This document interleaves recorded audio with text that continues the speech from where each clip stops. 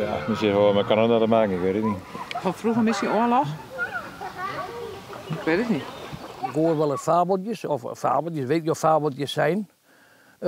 Verhalen van, nou, er heeft een boer gewoond en die heeft in Amerika en Canada gezeten. En die had toen een keer achter thuis gestaan en die had gezegd, nou, het is hier net Canada.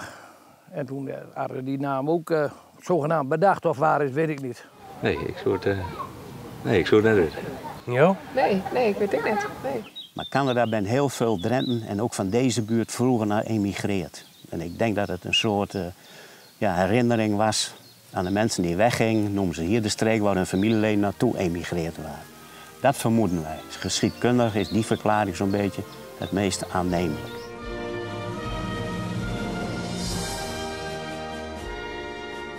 Wij zijn hier op de exacte plek waar de boerderij Canadahoeve stond. Die stond hier dicht aan de weg en het land lag hier dus pal achter waar het meer zich nou bevindt. En er stonden 5 boerderijen en die hebben tot op vandaag aan toe hebben die allemaal het adres Canada. 1 tot en met 5 die boerderij.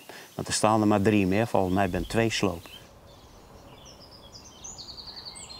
Ja, ze noemen het wel eens het mooiste stukje wat in Nederland ligt hier.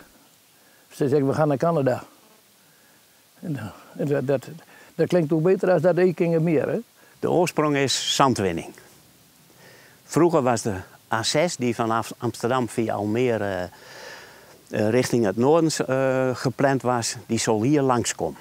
En dat was in de jaren 60. Die weg was helemaal plant. Hier achter het Canadameer, waar het nou ligt, daar was zelfs een benzinestation gepland. Maar op een gegeven moment hadden ze andere ideeën, toen werd die weg verlegd naar Lemmer en dus via Friesland naar de stad Groningen. In 66 is volgens mij het eerste zandwon. En in 86 is het ombouwd tot een recreatieplaats.